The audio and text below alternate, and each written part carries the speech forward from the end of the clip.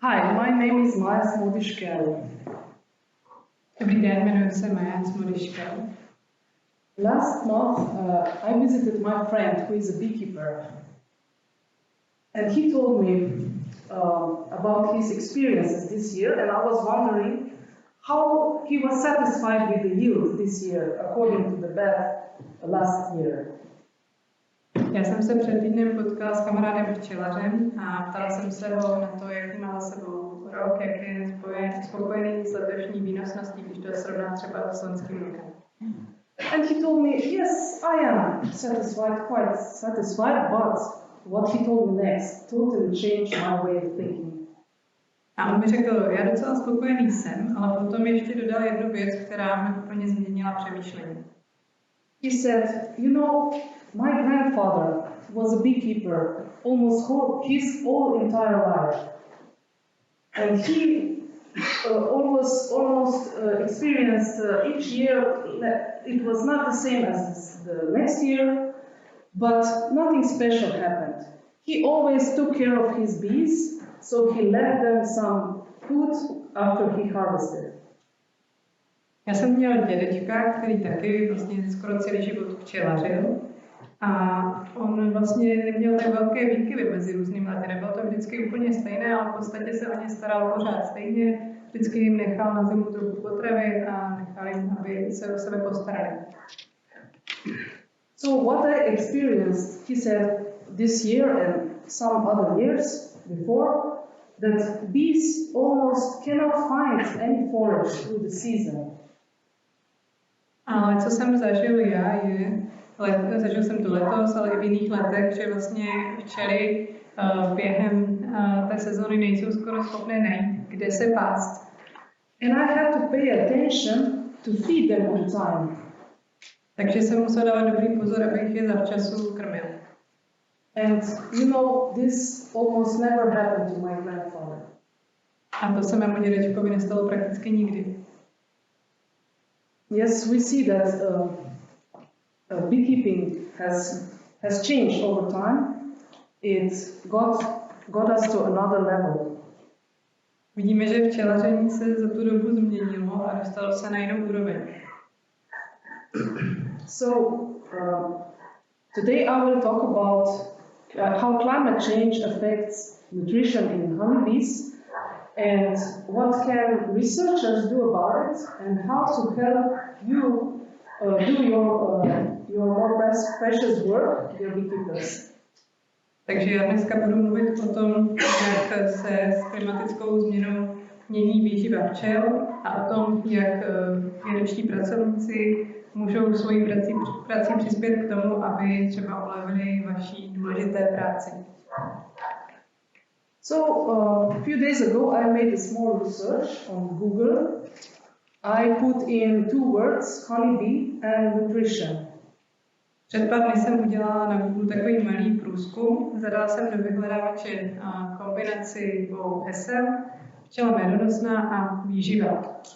And you see from the beginning of 1900, there was very small number of publications, of course, because of smaller number of researchers, because other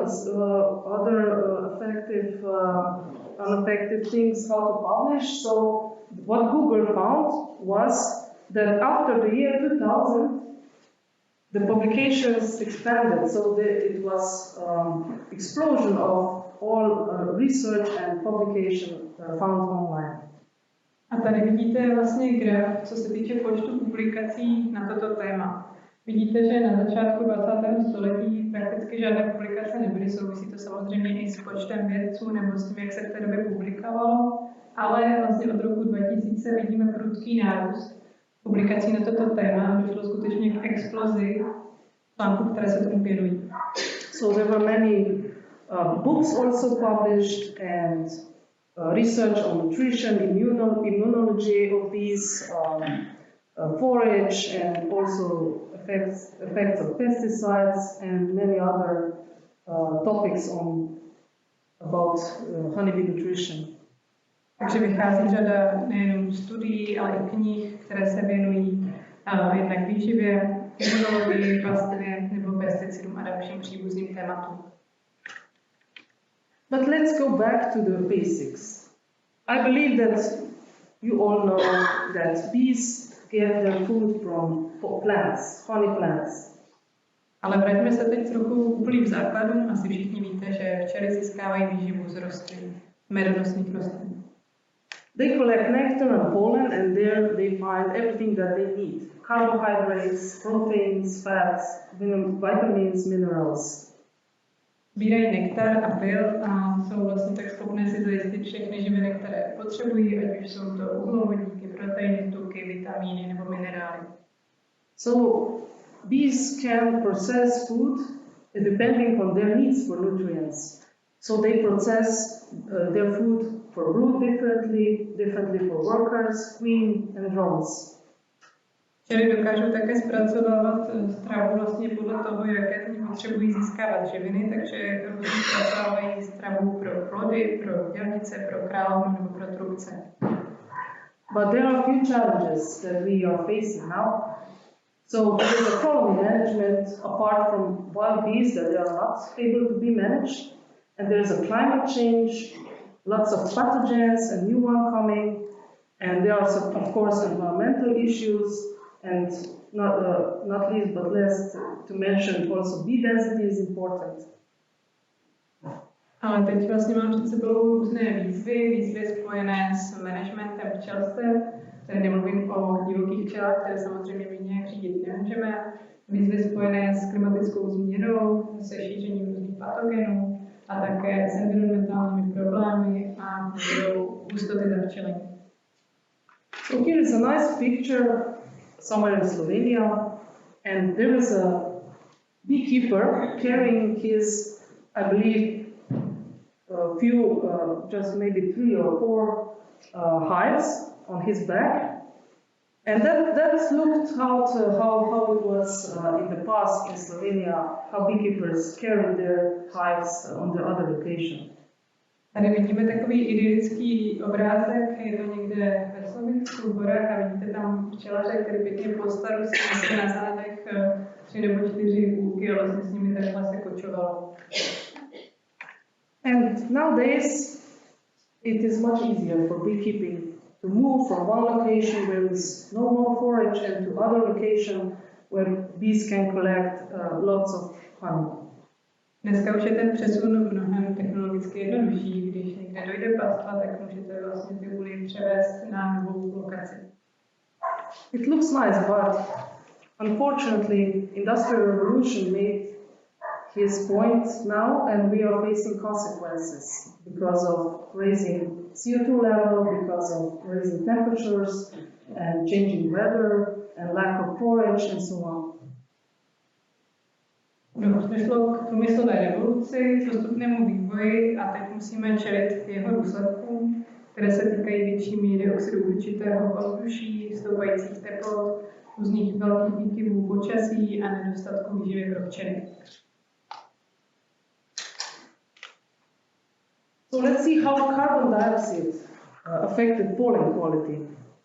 So in the United States, they made a nice study, and they found out that increasing level of CO2 in the atmosphere affected Canada goldenrod. So this is Solidago canadiensis, the most dispersed source of pollen for bees in autumn. Podívejme se tady na to, jakým způsobem ovlivňuje kvalitu pylu míra CO2 v ovzduší. Ve Spojených státech vznikla zajímavá studie, která ukazuje, že zvýšená míra CO2 měla vliv na pyl ve zlatobílu kanadském, což je vlastně nejrozšířenější zdroj pylu během podzimní sezóny.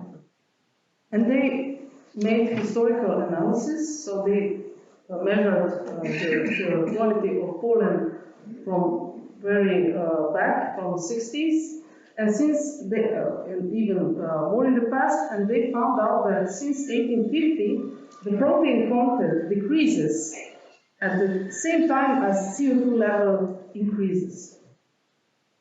Proběhla tam vlastně chronologická analýza kvality pylu. Dělali to v 60. letech, ale už vlastně začali ještě mnohem dřív. A zjistili, že od roku 1850 vlastně čím více se zvyšuje míra CO2 v ovzduší, tak tím více se zhoršuje kvalita pilu. Respektive míra obsah proteinů v pilu.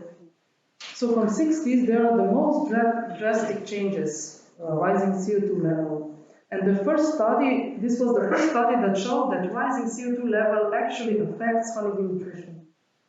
Tohle byla vlastně první studie, která ukázala, že změna obsahu CO2 ovlivňuje výživu včel a skutečně dramatický zlom tam v těch 60. letech, kde došlo k velkému propadu. So there was also some common studies, and they point out the same effect also in agricultural plants, which I found it very important. Proběhly také další studie, které zjistily podobné výsledky u zemědělských plodin, což je, myslím si, velmi důležité. So let's move on and see what can heat stress do on pollen and nectar. And there was a next study, and the results show that heat stress and water affect quality and quantity of nectar and pollen in plants. Podívejme se teď na další téma, a tím je dopad teplotního stresu a nedostatku vody na pyl a nektar. Proběhly studie, které naznačují, že právě tepelný stres a nedostatek vody ovlivňují jak kvalitu, tak i kvantitu nektaru a pylu v rostlinách. So in the experiment, they rise temperature for 3 and 6 degrees Celsius, and so there was also present stress from drought. So groundwater had a content under 15%, so it was very dry. And they found out that it causes changes in nectar and pollen composition at Borago officinalis. Proběhly pokusy, během kterých došlo ke zvýšení teploty o 3 a o 6 stupňů. Zároveň tam byl vlastně stres spojený se suchem, protože míra podzemní vody byla pod 15%. A byly spozorovány dramatické změny, co se týče složení nektaru i pylu právě u prutnáku lékařského. So the results show that rising temperature and stress from drought decreased nectar secretion, and percent of sugars increased for 60%, so very dramatic changes. Ukázalo se, že zvýšení teploty vedlo k výraznému snížení sekrece nektaru a zároveň cukr na to z nektaru byla vyšší o 60%. So we can see that rising temperature caused decreasing of pollen weight for 50%, and at the same time increasing concentration of polypeptides in pollen for 65%. Při zvýšení teploty došlo k tomu, že váha získaného pylu se o 50% snížila a zároveň se zvýšila koncentrace polypeptidů v pylu o 65%. And more, heat and drought stress increased concentration of amino acids and essential amino acids in nectar, and stress condition affected adaptation of relative percent of different amino acids. So the plant couldn't adopt fast enough all these nutrients. Došlo také k tomu, že stres spojený s vysokým horkem a suchem vedl ke zvýšení koncentrace aminokyselin a esenciálních aminokyselin v rostlinách nektaru. A vlastně ty stresové podmínky ovlivnily relativní adaptaci různých aminokyselin. Vlastně ty rostliny nebyly schopné se na změněné podmínky dostatečně rychle adaptovat. So the next study would like to find out, do different pollen types have any impact on bee longevity? So let's focus more on bees. And how was the development of nurse bees?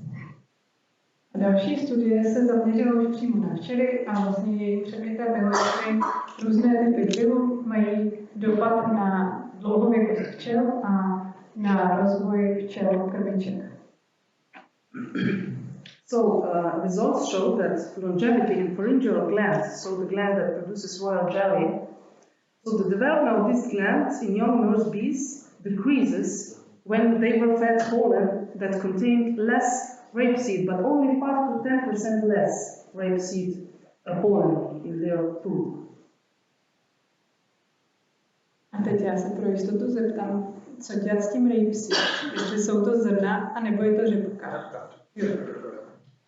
Tak podle výsledků to vypadá, že dlouhověkost včel a vývoj tanové žlázy, což je žláza, která produkuje mateří kašičku u těch kojíček nebo krviček, se snížila v případě, že byly tyto včely krmeny menší mírou pylu z řepky. And the highest difference was in the mixture of food with corn pollen. You know that corn pollen is quite bad food for bees. It contains very small amount of proteins. A největší spozorovaný rozdíl byl v případě pylu z kukuřice. Víte, že pyl z kukuřice není moc kvalitní výživa pro včely. But other mixtures of pollen resulted in similar longevity and worker physiology. So there was no differences in other mixtures.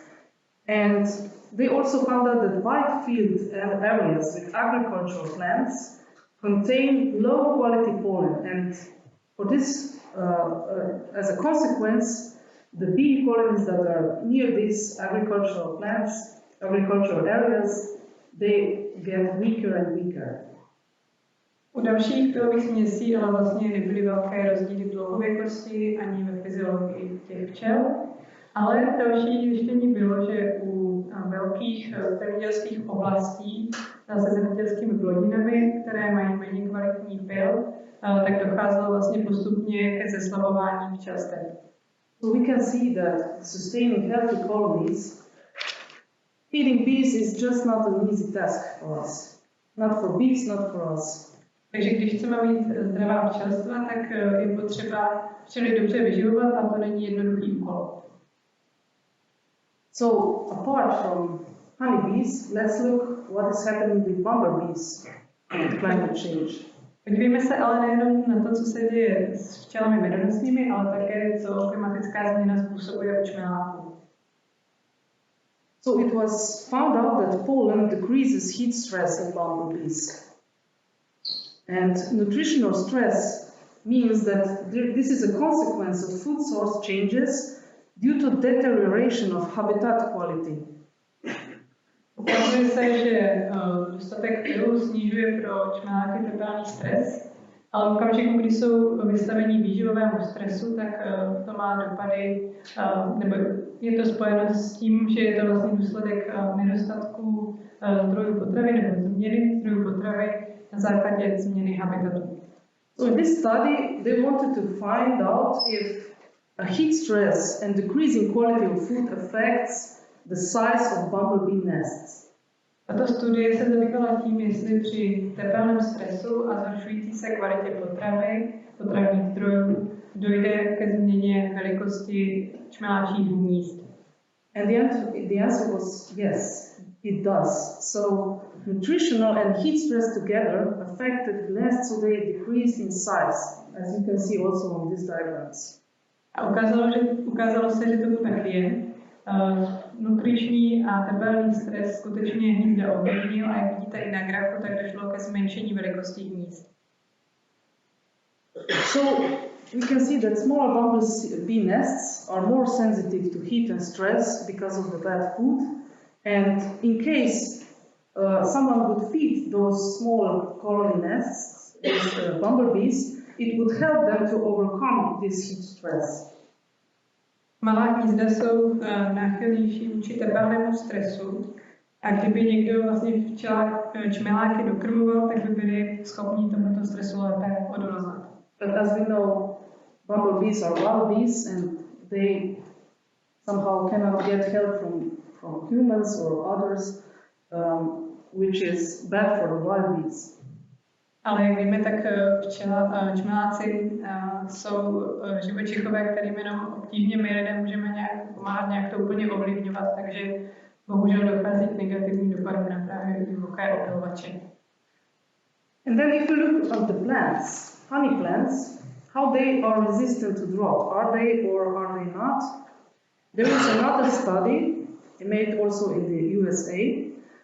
They collected pollen in a 3 years period when they were high temperatures and dry periods.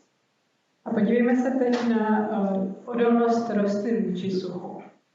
Ve Spojených státech proběhla studie mezi lety 2015 a 2017, která zkoumala období s vysokými teplotami a s obdobími sucha. So they found out that bees collected mostly pollen of trifolium. You know trifolium? Ukázalo se, že včely převážně sbírají pyl z jetele. Znáte jetel? Okay. So they found out that changeable temperature and drought in July of 2017, bees visited mostly drought-resistant flowers. Ale to se změnilo při vysokých teplotách a velkých suchách, protože včely začaly více navštěvovat rostliny odolné suchu. So as you can see this third part. To vidíte vlastně na tom grafu v roce 2017, týkalo se to července 2017. And then in August of the same year, sorry, it was a bit cut off. Napravo mi chybí kousek grafu. There was the most visited plant, one of this, Camamerista fasciculata, the mostly, and then no pasture. There was no pasture on trifolium.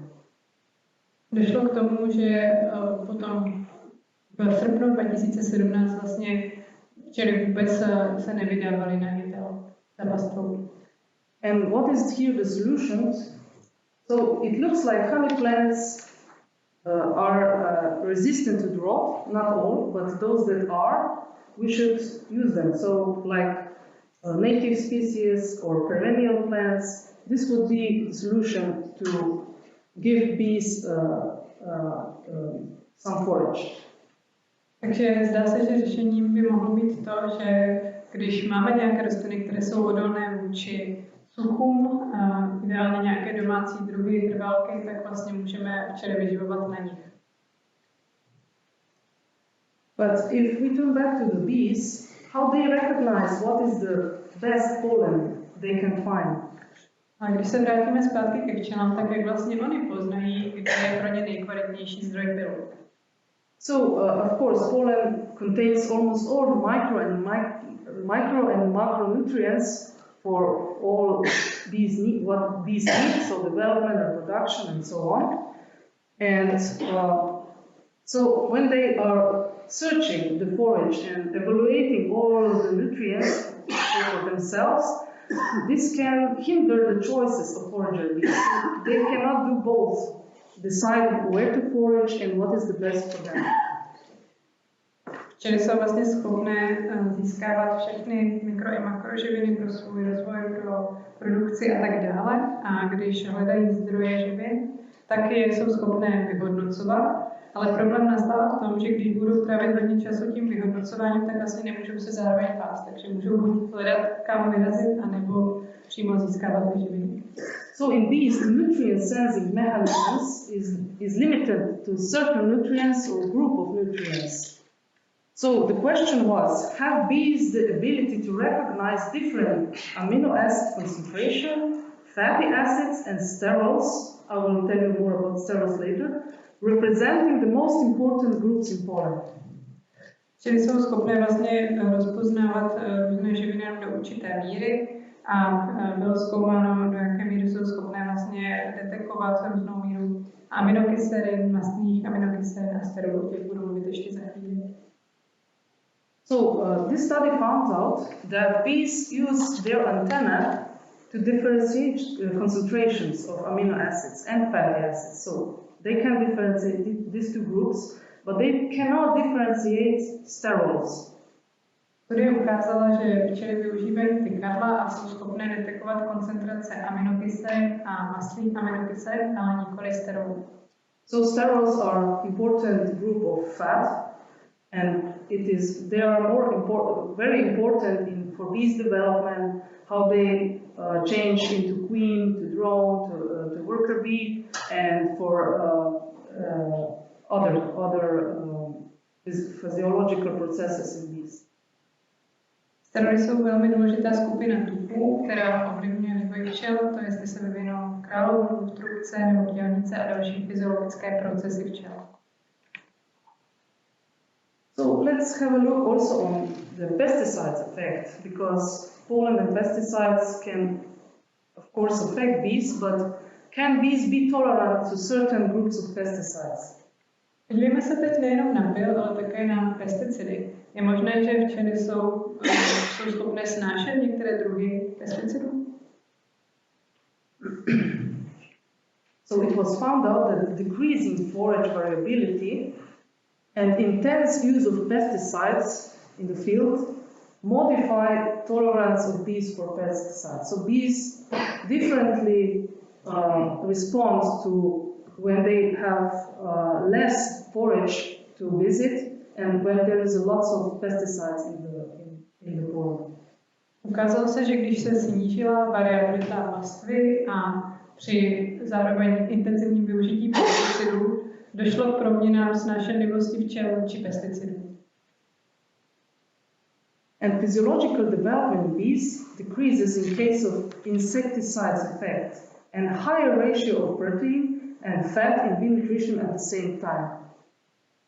Fyziologický rozvoj včel se zhoršil nebo snížil v případě insekticidového efektu a vyššího poměru proteinů a tuků ve výživě včel. So it was found out that bee organism has different reaction to insecticides. So here is for their food there is importance of this ratio of protein and fat. Ukázalo se, že včely reagují na insekticidy různě a důležitý je přitom poměr tuků a proteinů. So if there was a good ratio, they could somehow manage to overcome this pesticide effect. Pokud byl ten poměr příznivý, tak zvládli se vyrovnat s insekticidovým efektem. So what have we learned so far?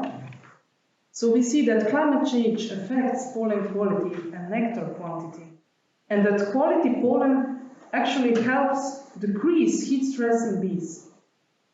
Tak teď tedy shrnu, co jsme zatím zjistili. Klimatická změna ovlivňuje kvalitu pylu a také kvantitu nektaru. A kvalita pylu zároveň pomáhá pro včely snižovat tepelný stres. And that during the beekeeping season, pollen has actually different effects on bee longevity, on nurse worker development and tolerance to pesticides. A během včelařské sezóny má pyl různé dopady na dlouhověkost včel, na rozvoj včel dělnic a na toleranci vůči pesticidům. And the key plants for near future, very near future, are the plants, honey plants that are actually resistant to drought. Takže klíčovou součástí plánu do budoucna, a to už do velmi blízké budoucnosti, by měly být medonostné rostliny, které jsou odolné vůči suchu. So what now? We should make a step forward, do we? A teď tedy následuje ten krok vpřed. So we were wondering, a group of researchers, that we don't actually know much about honey feed.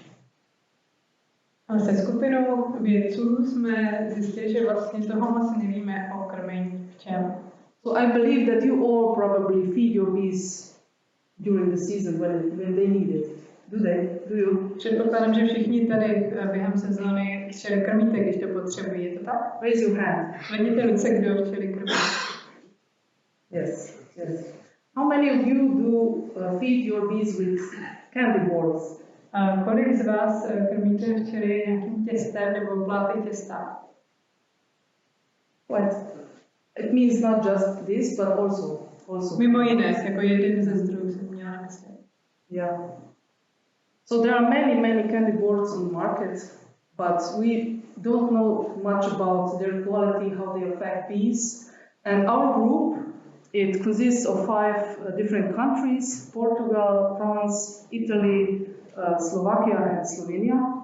We wanted to start a small, let's say with small steps, a big quality feed project, which is the part of COLOSS Nutri Task Force. A my jsme si s kolegy vědci říkali, že vlastně na trhu existuje celá řada různých těst, ale není moc prozkoumaná jejich kvalita. Takže jsme dali dohromady skupinu vědců z Polska, Francie, Itálie, Slovenska a Slovinska. Takový malý kolektiv, který vlastně vytvořil v rámci COLOSSu nutriční pracovní skupinu. So this task force is in the frame of COLOSS, And our purpose was that we update understanding of what is happening, what is on the market, so the state of the art. And we would like to harmonize and standardize research on bee nutrition. Náš cíl byl lépe porozumět tomu, co se děje, co je k dispozici, co můžeme na trhu získat, vlastně ty nejmodernější možnosti a nějakým způsobem o tom uceleně podat zprávu. So, of course, we would like to produce some scientifically sound outputs, and not last but least, very important part, to inform beekeepers on bee nutrition. Chtěli jsme vlastně standardizovat celý výzkum a poskytnout výsledky, které by byly vědecky podložené a samozřejmě v neposlední řadě o tom informovat samotné včelaře. So if you want to find out more about our work, our task group, you can find it on COLOSS webpage and search Nutrition Task Force. O naší práci si můžete najít něco i na internetu, pokud vás to zajímá. Vidíte tam odkaz v pravé části prezentace. Stačí, když půjdete na stránku kolos.org a budete hledat Nutrition. So what we know so far is that big feed quality is poorly explored, and we want to answer the questions that beekeepers are asking on bee feed. So we want to identify a list of these questions. V současnosti víme, že krmiva pro včely nejsou příliš dobře prozkoumána a snažíme se dát dohromady seznam otázek, které v této oblasti včelaře zajímají. And we would also like to identify a set of analysis that would answer to this question. A chceme také nabídnout analýzu, která na tyto otázky nabídne odpovědi. What means that we have to mobilize a group of laboratories, and can we do this? So these were all important questions, and what's more, so can we create a rig test for some of these analyses so that we can get quality results? A další otázkou je, že k tomu bychom asi potřebovali skupinu laboratoří a jakým způsobem bychom to mohli zajistit. Také se snažíme dosáhnout toho, abychom mohli provést kruhový test pro některé z našich analýz. So our beginning was as simple as possible, and we started candy board study. Začali jsme velmi jednoduše studiemi na takzvaných candy boards na plátech toho těsta. So how we would like to go with our workflow. So at first we would like to involve some laboratories, and they would do analysis with common parameters like water, ash, pH, sugars, HMF, and the origin of saccharoses, and also maybe some specific parameters like taste attractivity for bees, how it impacts on hemolymph, survival of bees, and what's the texture. Tohle je tak zhruba naše schéma práce, jak bychom chtěli postupovat. Chceme spolupracovat s různými laboratořemi, které by prováděly výzkumy na základě běžných parametrů, jako je voda, prach, pH, původ sacharózy a tak dále. A také některých specifičnějších parametrů, například chuťová atraktivita té výživy, a přežití včel, textura a podobně.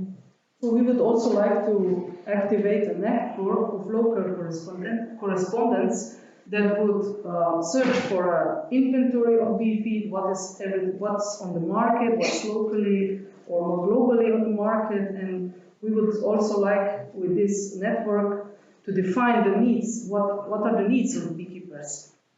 Chtěli bychom dát dohromady vlastně síť respondentů, kteří by nám pomohli monitorovat, jaká jsou na trhu krmiva, jak lokálně, tak i globálně, a jakým způsobem můžeme definovat potřeby včelařů, co se týče dokrmování včel. So, and here I would like to present you some results of our study. So, we had 11 different candy boards. So, they were like one of local origin in each country, and one, let's say, more globally available.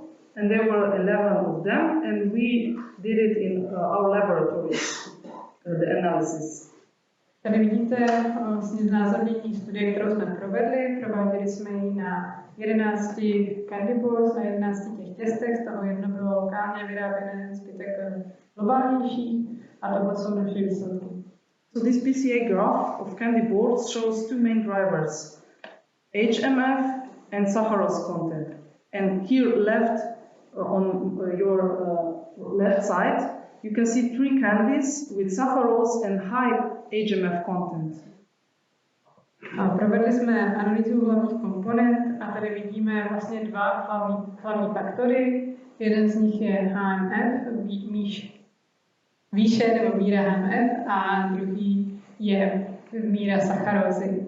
Tady v tom horním segmentu vidíte vlastně těsta, která měla vysoký obsah sacharózy a vysoký obsah HMF. And also on the left, but down side, you can see more of candies that have high saccharoses but low HMF content. Potom dole vidíte krmiva, která měla vysoký obsah sacharózy, ale nízký obsah HMF. And 2 candies out of 11 showed, the results showed that there was no saccharose and they had high HMF content. A 2 vzorky ze všech těch 11 měly vysoký obsah HMF, ale v podstatě minimální obsah sacharózy. So here you can see the sugar content in all 11 candy boards. Tady vidíte obsah cukru nebo cukr na to z všech těch vzorků. So only 2 of them had no saccharoses in the candies. Jenom u 2 případů tedy se vyskytlo v podstatě nulový podíl sacharózy. So what about HMF distribution? So we can see that most of the candies had really low HMF, under 11.5 milligrams per gram. Když se podíváme na HMF, tak vidíme, že většina těch krmiv měla velmi nízkou míru HMF. Většinou to bylo pod 11,5 mg na gram. Some of them had a bit higher HMF, but one of them had very high HMF, so it was like something that popped out. Potom tady vidíte skupinu takového středního obsahu HMF, ale potom tam byl také jeden vzorek, který měl skutečně vysokou míru HMF. To je něco, co se nám úplně odchýlilo nahoru. So regarding water content in these candy boards, usually the water content is under 5%. And in our case, we had 2 exceptions that had 15%, and that were those 2 candy boards with high glucose, fructose, and HMF content. Dívali jsme se také na obsah vody.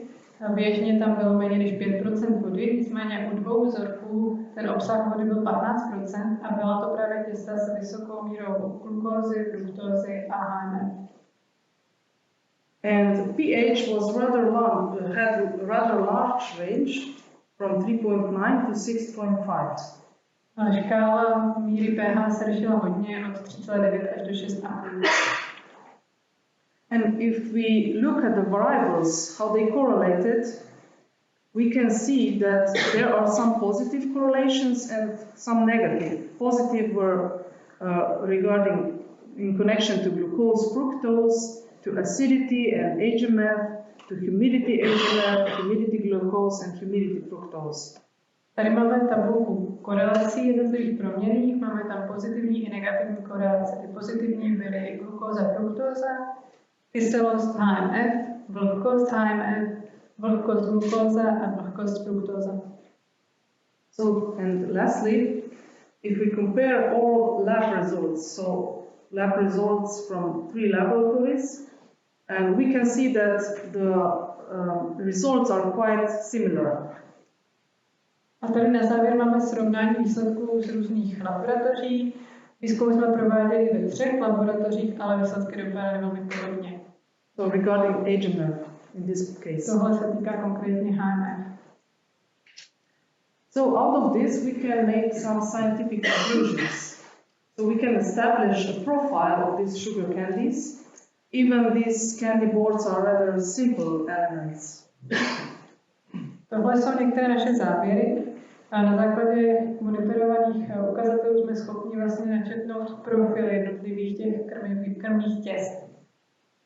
Když jsou to poměrně jednoduché potraviny.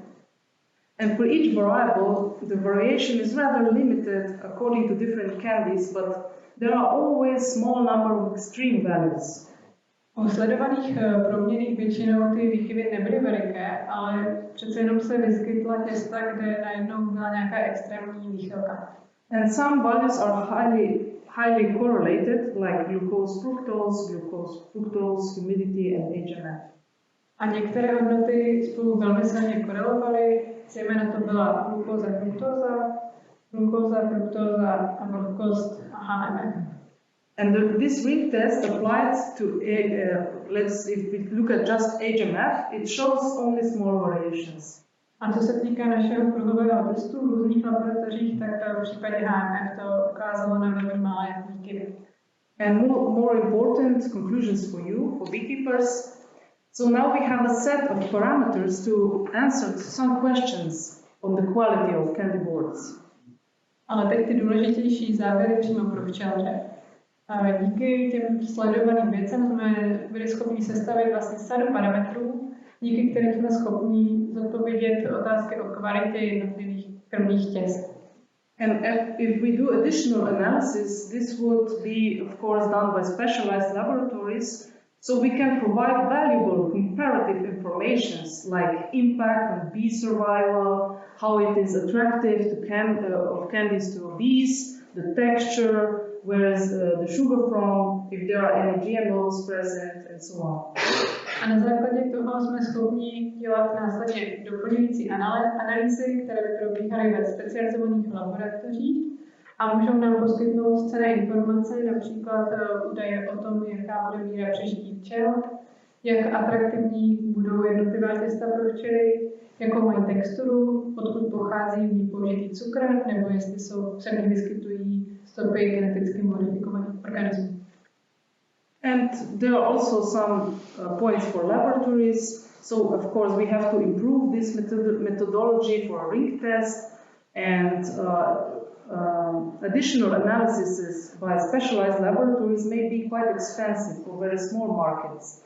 And bee-feed analysis will come naturally to laboratories, often smaller ones, that are dedicated to honey analysis, as beekeepers are already clients. A teď ještě závěry pro laboratoře.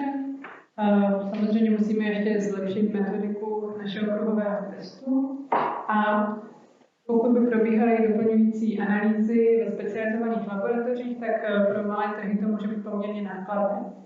Dalším závěrem je, že analýzy těchto krmiv pro včely asi velmi přirozeně se budou dělat v laboratořích, často malých specializovaných laboratořích, které si už teď věnují analýzám medu, protože už tam jsou vlastně včelaři tradičně klienty.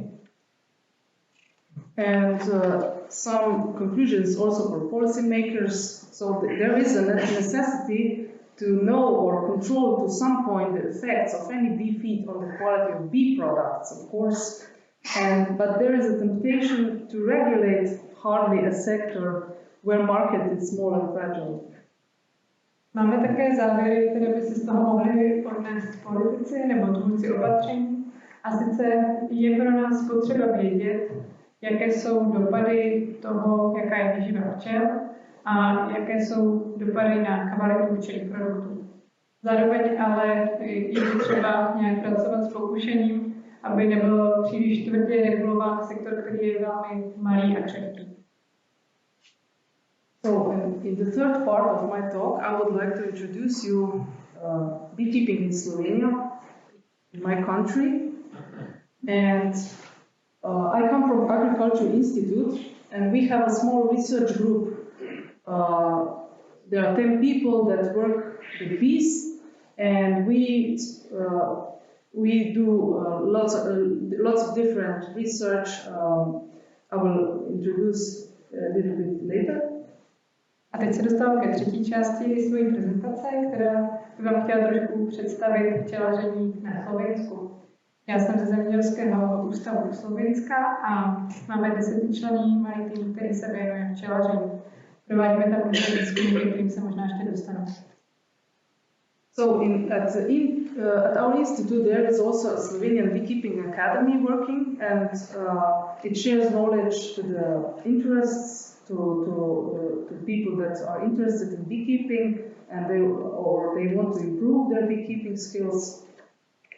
V rámci ústavu máme také Slovenskou včelařskou akademii, která je tady kvůli sdílení know-how a informací se včelaři, kteří se toho chtějí více dozvědět nebo zlepšit svoje včelaření. And there are many beekeeping clubs, of course, and they are all together under the Slovenian Beekeeping Association, and this association offers to the beekeepers the support, and they advise them and also provide them knowledge. Máme také Slovenskou včelařskou asociaci, která sdružuje celou řadu klubů a spolků a poskytuje jim podporu a poradenství. So there is also a professional beekeeper society. It consists of professionals, and they organize yearly also a seminar for all beekeepers, and they are very active in this way, on the next level. Máme také společnost profesionálních včelařů, která je velmi aktivní a každoročně pořádají přinejmenším jeden seminář a další aktivity.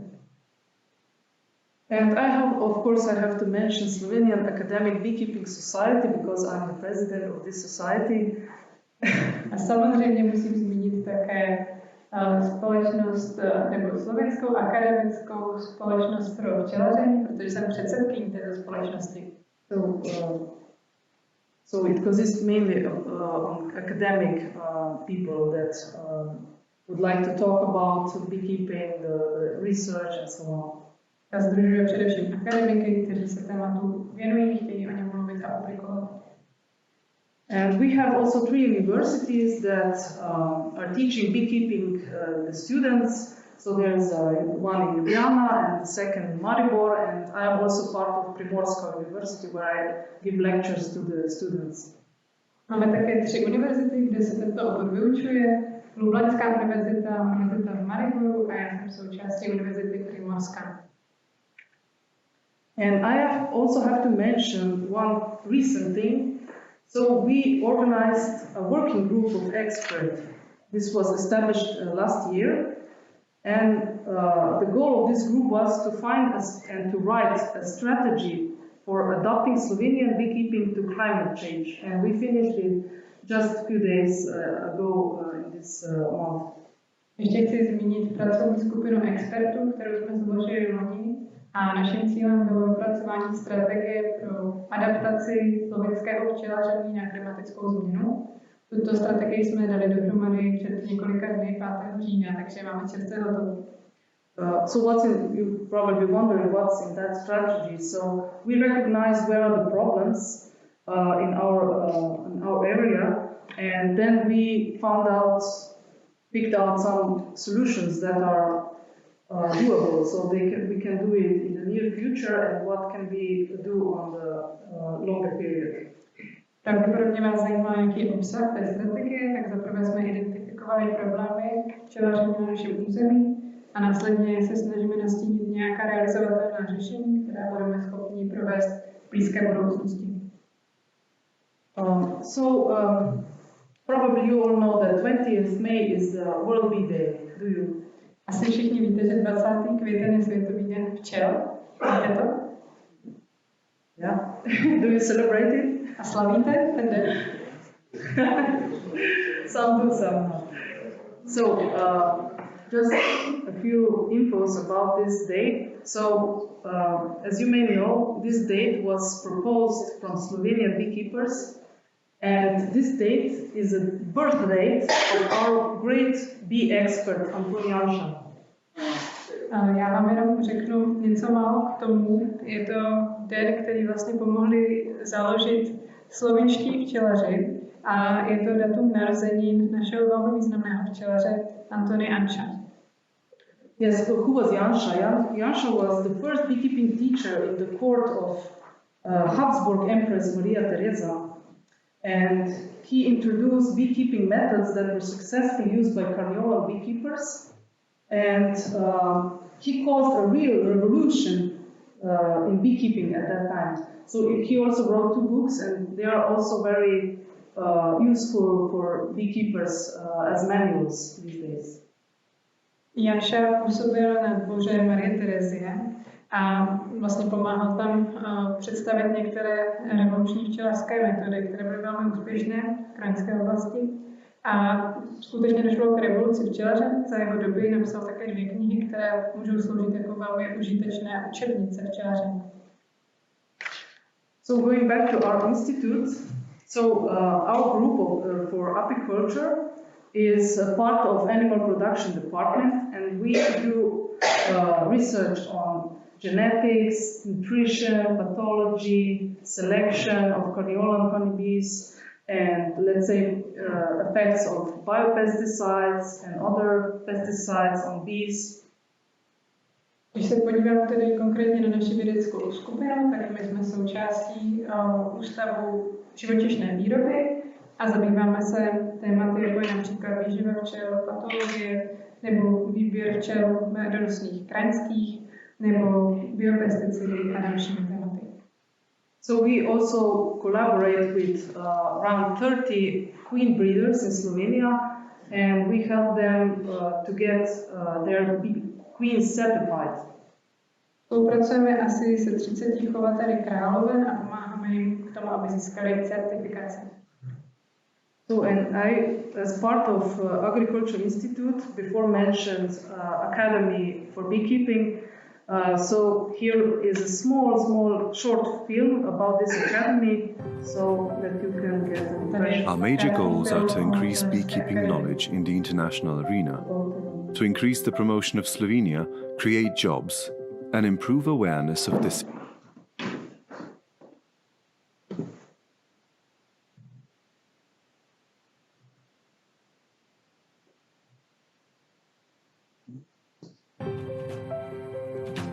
Our major goals are to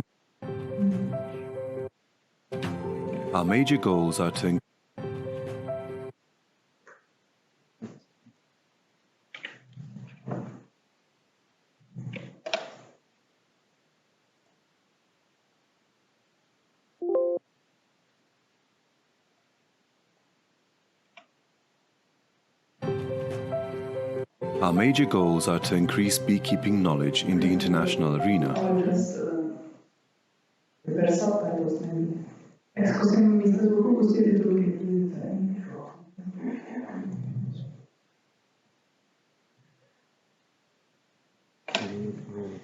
To increase the promotion of Slovenia, create jobs, and improve awareness.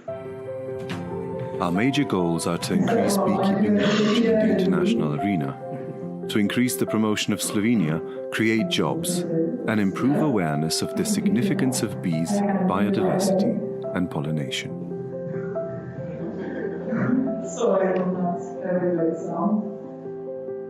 The Beekeeping Academy of Slovenia offers informal beekeeping training courses for instructors, groups interested in beekeeping education, as well as special programs for developing countries. Training will be carried out by knowledgeable and experienced beekeeping instructors. The Beekeeping Academy of Slovenia, BAS, offers informal training courses in beekeeping designed as a form of innovative, theme-oriented and problem-based education. Special problem-based education module. Technologies in beekeeping, food safety, bee health, marketing of apicultural products, queen bee breeding, beekeepers as promoters of biodiversity, beekeeping for the disabled. We also have for beekeeping for disabled people. The Academy presents Slovene and foreign experts in various fields with the opportunity to join in the mission of spreading their expertise on bees and beekeeping in Slovenia and to apply this broader network of knowledge in practice. Throughout its activities, the Academy will endeavour to raise awareness of the importance of lifelong learning, connect Slovenian regions better, and promote tourism. Our primary goal is to help develop beekeepers with broad practical knowledge, adhering to the fundamental values of living in harmony with nature and with a global overview of apiculture, who will proudly demonstrate the knowledge they have gained at the Beekeeping Academy of Slovenia. So there are experts in Slovenia and also abroad. Spolupracujeme se slovenskými a zahraničními experty. Okay.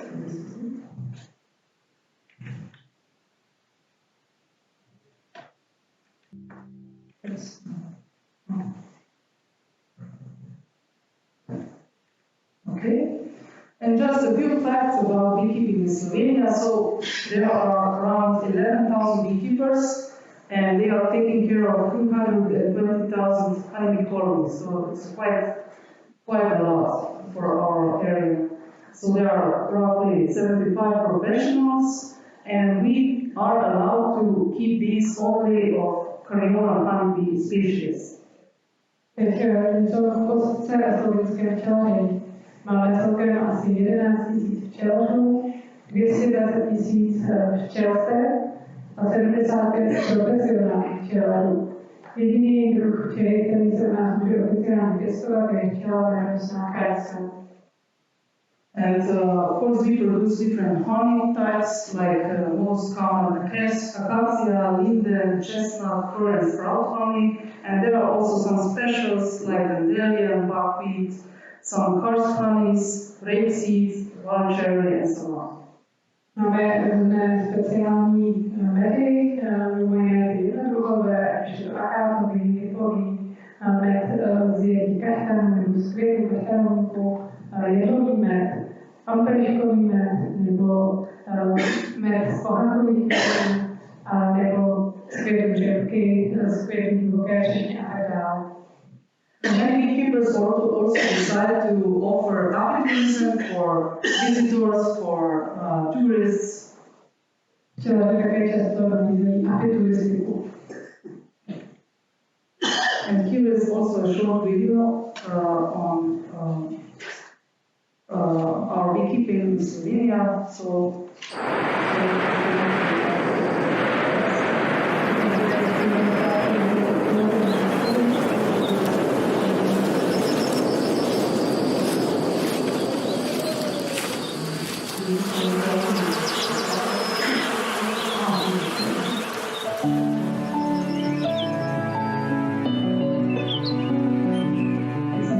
Bees accompany us throughout our lifetime. They are a symbol of diligence, thrift, and concern for the welfare of others. The Beekeeping Center of Slovenia introduces a rich history of beekeeping and the bee path dedicated to honey plants. And it also displays the model of the Carniolan honeybee, or Kranica, the largest bee species in Slovenia. Carniolan honeybee, or Kranica, the largest bee species in Slovenia.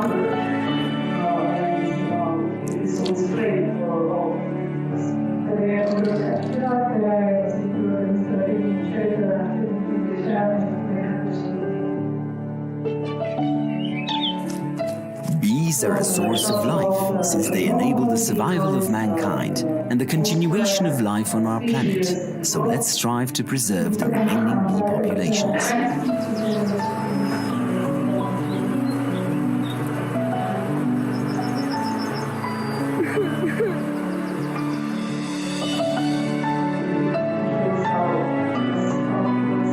Slovenia prides itself on a long beekeeping tradition.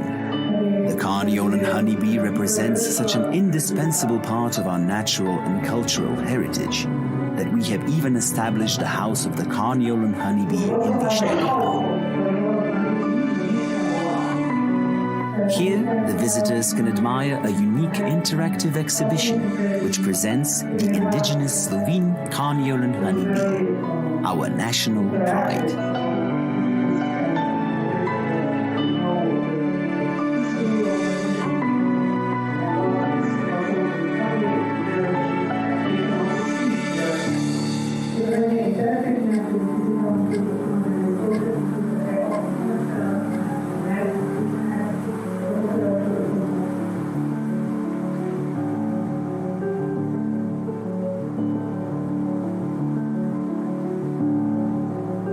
Let's protect the bees. Let's protect life. Let's protect the bees, protect life.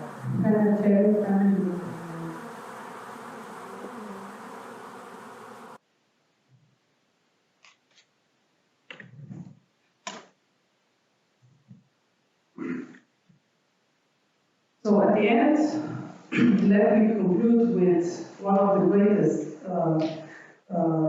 philosophers in the world.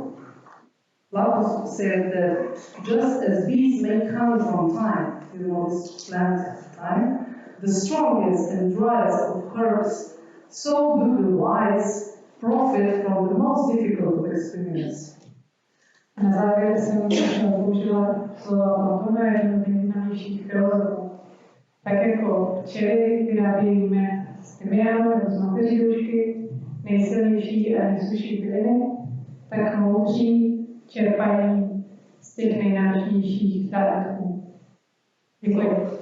So thank you for your attention.